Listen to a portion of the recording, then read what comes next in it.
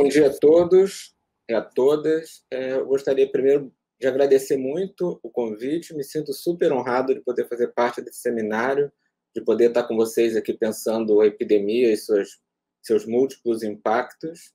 Assim, acho que a história tem bastante a contribuir sobre isso. Assim, à medida que a história é uma forma da gente refletir sobre o passado, não para dar resposta sobre esse passado, mas para a gente poder tentar dar sentido a esse passado para compreender melhor o presente. Então, eu acho que, como historiador, como uma pessoa de reflexão sobre a saúde, eu acho que vai ser bom a gente poder conversar um pouco sobre esse tema dentro de uma perspectiva histórica. A primeira coisa que eu gostaria de falar sobre o tema das epidemias é assim, começar meio com um jargão mesmo, assim, começar com a ideia que a gente tem que ter na cabeça, embora para nós não seja novidade, mas é uma ideia que é muito veiculada pela imprensa, muito repetida, é que epidemias, como quaisquer doenças, não afetam as pessoas das mesmas formas. A gente acaba ouvindo muito isso, e em especial na imprensa, nas redes sociais, uma epidemia que maltrata todos, que leva à morte e desgraças a todos, mas isso não é verdade dessa forma. As epidemias, como quaisquer outras doenças, atingem as pessoas de forma diferente. Assim, e atinge muito diferentemente, relacionado desde o início da história até hoje, as condições dessas pessoas na sociedade. O que a gente chama hoje de determinantes sociais em saúde, que já pensou de outra forma, esse posicionamento da pessoa no social, posicionamento frente ao econômico, são o que vão definir a forma das pessoas passarem por esse contexto, quer adoecendo, quer vivenciando de outras formas o cuidar de doentes, o se relacionar com doentes, o viver a intensidade de uma separação que tem um período pandêmico. Ou seja, a epidemia traz efeitos completamente diferentes para diversos grupos da sociedade. Isso é assim, a primeira coisa que eu gostaria de falar. E falar que epidemias assim, são catástrofes, são eventos que a história da humanidade assim, conhece desde sempre. Assim, se a gente pensar desde os tempos da Grécia Antiga, desde da Grécia Antiga, da Guerra do Peloponeso, logo depois apareceu uma grande epidemia em Atenas. A Idade Média é repleta de epidemias, assim, ficou na história, nos romances em especial, as histórias sobre a peste bubônica que atacava a Europa em toda a Idade Média e no Renascimento, levando morte, matando às vezes metade de uma população, 70% de determinadas vilas. Ou seja, epidemia é o encontro de patógenos com populações ainda sem resistência a eles e de uma forma rápida e muitas vezes destruindo um grande conjunto de vidas. Assim, se a gente pensar na Europa, eu falei da peste bubônica, que foi assim um símbolo do período epidêmico. Se a gente pensar na América Latina, a vinda dos colonos para a América Latina, a vinda dos europeus, trouxe com eles assim um conjunto muito grande de doenças que surgiram de forma epidêmica e foram, inclusive, instrumentos de guerra bacteriológica, instrumentos de destruição de culturas astecas no México, na Guatemala, em várias e outras culturas em várias regiões, foram destruídas tanto pelas armas como pelas doenças, muitas delas epidêmicas, trazidas pelos europeus. Ou seja, essas doenças que parecem surgir sem motivo, elas muitas vezes estão relacionadas à forma do homem lidar no mundo social e lidar com o meio ambiente. Assim, por a gente pensar em epidemias mais recentes, como epidemias de malária, que muitas vezes estão relacionadas à forma do ser humano, das pessoas entrarem em regiões de mata e trazerem de lá determinadas doenças epidêmicas. Ou seja, a relação do homem, do ser humano, com o meio ambiente e no convívio social é assim um grande motivo, um grande desencadeador de epidemias. E no Brasil, a gente, embora hoje a gente viva a epidemia e fale das epidemias como um processo de exceção, as epidemias, na verdade, elas são mais recorrentes do que se imagina. Assim, por toda a história brasileira, várias doenças epidêmicas assim destruíram grande parte da população e foram extremamente danosas. Se a gente pensar nos tempos coloniais, assim, há epidemias de varíola que chegam aqui ainda no século XVI e são comuns em relatos principalmente dos jesuítas, assim, destruíram grande parte dos nossos indígenas. Assim, existem muitos relatos, tanto de jesuítas como de viajantes, sobre a varíola, sobre as terríveis pústulas de varíola, em especial nos indígenas, que tinham menor resistência e eram os mais afetados por essa doença.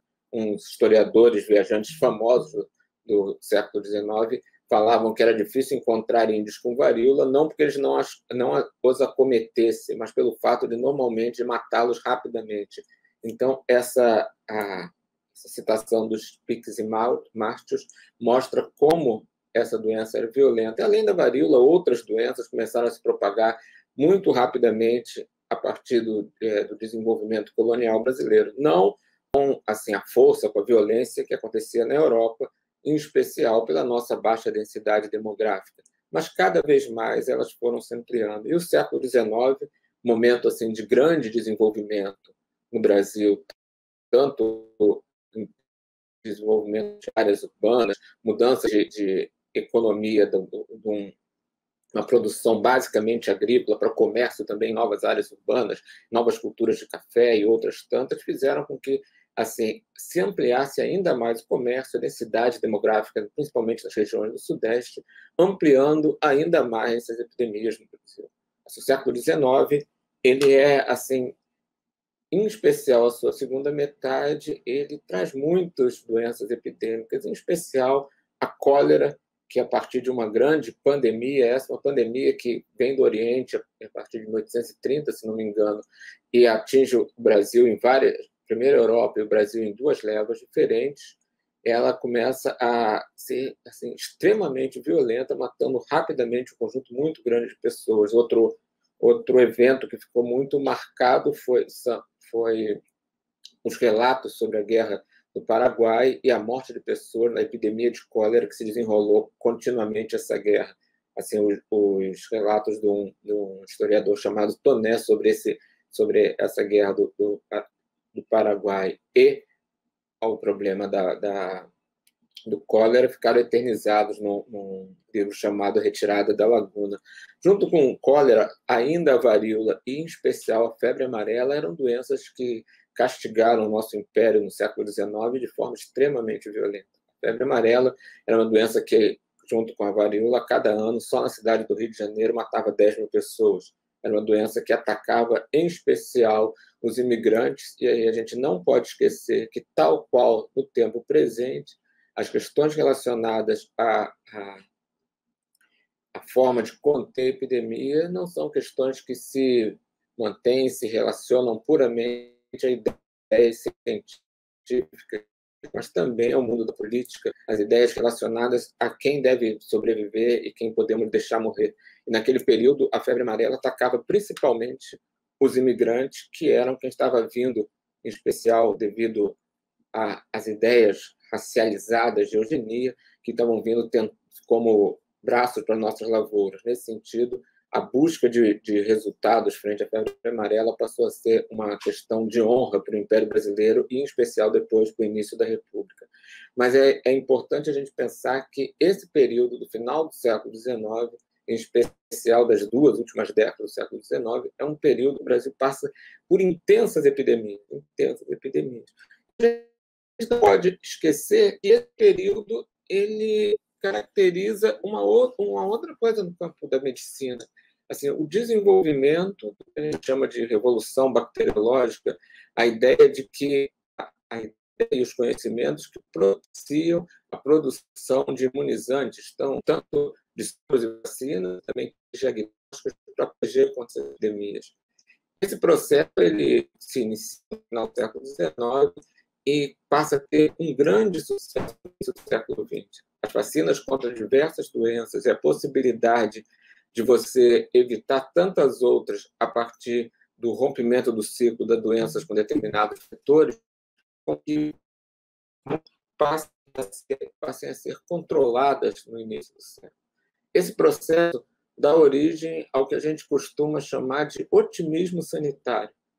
O desenvolvimento dos conhecimentos sobre vacina no início do século XX faz com que as pessoas pensem que o mundo das epidemias, o mundo aquele mundo pouco civilizado, pouco organizado de uma forma adequada, ele estaria no final dos seus dias e, a partir de então, a ciência poderia dar cabo desses problemas. Essa ideia de esse otimismo frente à ação da ciência, ele é muito intenso no início do século XX, mas ele cai por terra em 1918, quando uma grande pandemia, tal qual a gente está vivendo, de gripe espanhola, primeiro faz uma vinda primeiro dos Estados Unidos, que chega à Espanha, lá recebe esse nome, e no final da Primeira Guerra Mundial começa a se espalhar por várias regiões do globo. Essa gripe espanhola vem mostrar que a ciência não podia tanto quanto ela imaginava, que, na verdade, a gente ainda estaria, como está até hoje, assim, sendo potenciais vítimas de micro-organismos, de vírus e doenças epidêmicas. A espanhola matou milhões de pessoas em todo o mundo. No Brasil, teve uma grande quantidade de pessoas mortas. No eixo Rio-São Paulo, ela foi extremamente violenta, e também foi muito violenta, e tal qual que eu estava falando, muito desigual à medida que ela se ampliou para o interior do país, que ela se passou para regiões onde era menos observada, assim, onde cada vez mais passou a ter uma mortandade muito grande de pessoas em situações ainda mais cruéis, sem atendimento médico, sem possibilidade de fazer qualquer controle, sem possibilidade de qualquer prevenção. A gripe espanhola assim desorganizou as principais cidades do Brasil e mostrou que os serviços de saúde eram profundamente inadequados para a época. Os poucos serviços de saúde, grande parte deles relacionados ao mundo da filantropia, a pouca ação do serviço público em relação à saúde, ficou clara naquele momento e deu origem, 2 anos depois, à primeira grande reforma sanitária que nós tivemos, em 1920-22, que criou o Departamento Nacional de Saúde Pública, que foi o nosso nossa primeira instituição a nível nacional de saúde pública. A epidemia trouxe, assim como sua consequência, a visualização da inequabilidade dessa saúde pública, a necessidade de mudança e a efetiva mudança. Esperemos que a nossa também possa trazer, a epidemia que nós vivemos agora, possa trazer também demandas por mudanças que melhorem as condições de saúde.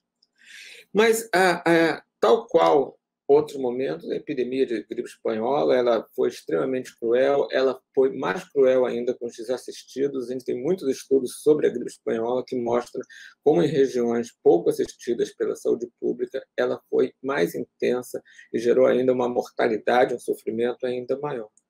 Posteriormente à gripe espanhola, de novo, a gente começa a pensar que as ideias, as epidemias, elas teriam condições de serem extintas. Esse processo ele se amplia muitíssimo no final da Segunda Guerra Mundial, entre os anos 45 e 50, quando cada vez mais o desenvolvimento dos antibióticos, o desenvolvimento dos inseticidas monoclorados, como o DDT, assim, faz com que as pessoas pensar de novo na possibilidade de esses males epidêmicos serem completamente contidos, serem totalmente controlados no nosso mundo.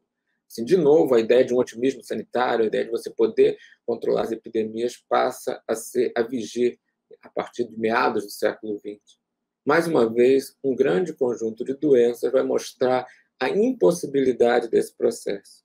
Assim, a partir dos anos 50, várias epidemias, como as epidemias de dengue, as epidemias de malária, as epidemias ainda de varíola, fazem o mundo cair na realidade e ver que o controle das epidemias não se relaciona, primeiro, de uma forma única ao mundo da saúde, que é uma questão muito mais multissetorial, e da impossibilidade de você modificar a epidemia, você controlar a epidemia sem controlar outros aspectos da saúde.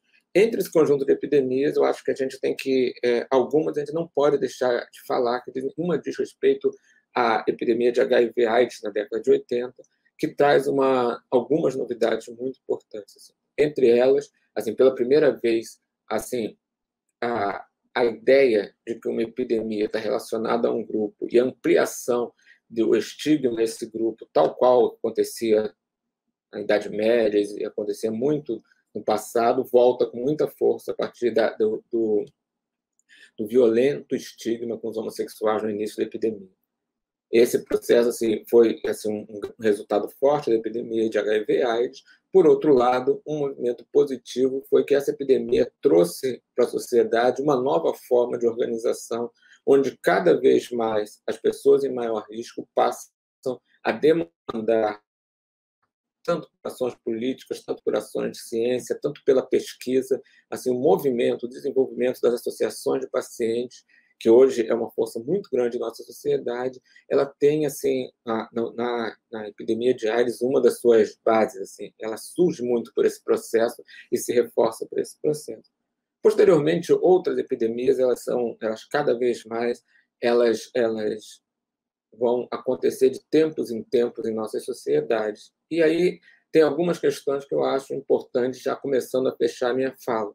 Uma delas diz respeito como as sociedades pensam epidemias, pensam a forma de controle dessas epidemias relacionado a como pensam a sua política em relação à população.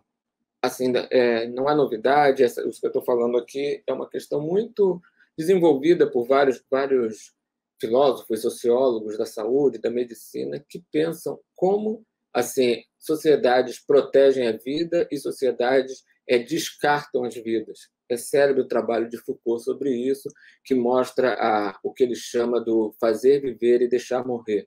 Mais recentemente, novos estudos, em especial sobre a necropolítica, ampliam essa questão do deixar morrer. E as epidemias mostram muito esse processo de como a nossa sociedade, ela, para uns e para outros, busca o fazer viver e também busca esse deixar morrer. Se a gente pensar globalmente, algumas epidemias que afetaram e tinham condições de afetar muito rapidamente várias regiões do globo, como a SARS, como a H1N1, elas foram rapidamente transformadas em emergências globais e buscou-se rapidamente medicamentos, vacinas contra essas doenças. Se a gente pensar em epidemias como as epidemias que vêm da África, em especial epidemias mais localizadas como o Ebola, essas epidemias não têm a mesma resposta científica, a mesma resposta de políticas públicas. Esse processo que eu estou exemplificando em relação à saúde global é um processo que, em relação à política, ele está muito claro e colocado em relação à nossa epidemia. A ideia de que proteção a um grupo, não proteção a outro, a ideia de você não pensar na necessidade de vacina para uma epidemia que, para alguns, é uma epidemia que afeta, em especial, pessoas que já estão saindo da sua fase produtiva, pessoas mais idosas, mostram que o Foucault falou sobre fazer viver e o deixar morrer. Quem são as pessoas que a gente deixa morrer na sociedade? Então, eu acho que é importante a gente pensar, e está acabando minha fala, eu gostaria de deixar como centro da minha fala a ideia de que as pessoas elas são vítimas desse processo de forma diferenciada e essas diferenças estão relacionadas historicamente à sua inserção na sociedade, aos seus determinantes sociais de saúde. É isso que faz que as pessoas adoeçam mais, que as pessoas adoeçam menos, e a necessidade da gente estar sempre demandando, estar sempre se movimentando, estar sempre ativo contra políticas sociais e políticas públicas que fazem com que o outro, quando não é produtivo, não é adequado, não é visto como adequado à sociedade, é digno do deixar morrer. É digno a consequência de uma necropolítica. Eu acho que a gente não pode deixar de ver como isso é um processo que a gente vê na história, desde a febre amarela, que atacava os imigrantes, desde de outras doenças, e a gente não pode deixar de ver para hoje. Assim. Eu acho que a gente, pensando isso de forma histórica, e aí eu queria fazer uma citação de um filme, um documentário maravilhoso que eu vi esse fim de semana, de um cara chamado Emicida, que chama-se Amarelo, que ele começa o documentário dele falando uma frase iorubá, um ditado iorubá que diz: Exu matou um pássaro que ele só jogou hoje.